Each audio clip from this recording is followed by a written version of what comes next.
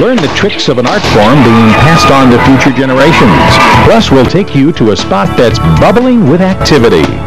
And hybrids, climbers, or miniatures. What? It's an image right out of an old Western. A cowboy with his hat, boots, and rope.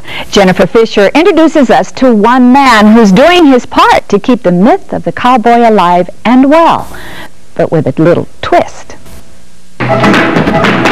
He spins, rashes, and jumps.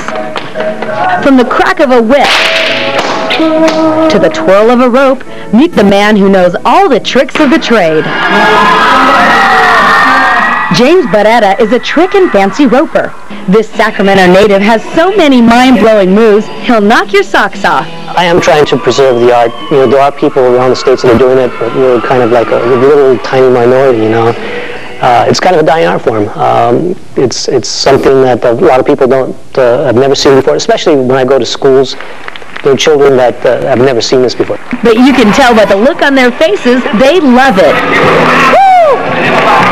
James regularly takes his show on the road to schools all over Northern California. And this was a working tool for the vaqueros and the choppers. The roper says he's there not only to entertain, but to give a lesson in Mexican culture as well. For instance, many might think it was the American cowboy who created trick roping, but think again. It was actually introduced from Mexico into the States. James says roping routines like these were introduced into the United States around 1898. By a man by the name of Vicente Oropesa. He was the lead charro, the lead cowboy for a contingent of Mexican vaqueros with the Buffalo Bill Wild West show. And during Vincente's travels, he met a young cowboy who began touring with the show, a man by the name of Will Rogers. Vincente took him under his wing. And the rest is history. And even though Will Rogers glamorized trick roping back in the 1920s, it's people like James who keep it going strong today. I think it's just great for everybody to learn about it. Sometimes people don't know about their own cultures or about other people's cultures. Well, I thought it was really great and neat. I like the whips especially, like the cracking and how we broke the flowers with the whips.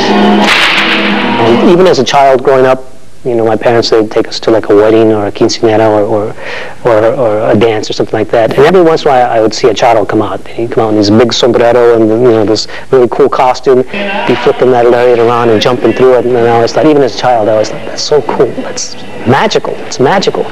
Someday, somewhere, somehow, I want to learn how to do that. Not only is he living out his childhood dream, he's also finding other ways to preserve his culture as well. Besides twirling ropes, James spends most of his time managing the Mexican dance troupe Folklorico de Latino Woodland.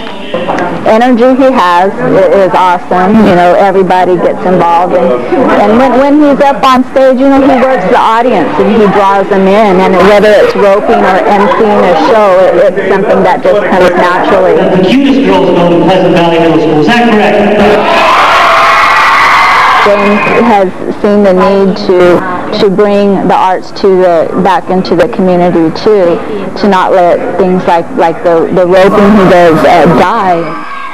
And while James loves acting the part of the vaquero, or ultimate cowboy, he says others will have to take the reins one day.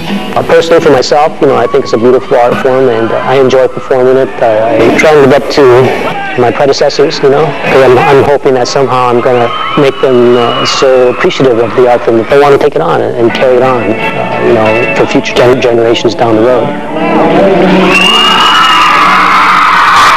Well, you can tell that James Barrera is one busy man. He does all that trick roping in his spare time. His real day job is as the Education Service Coordinator for the Sacramento Bee.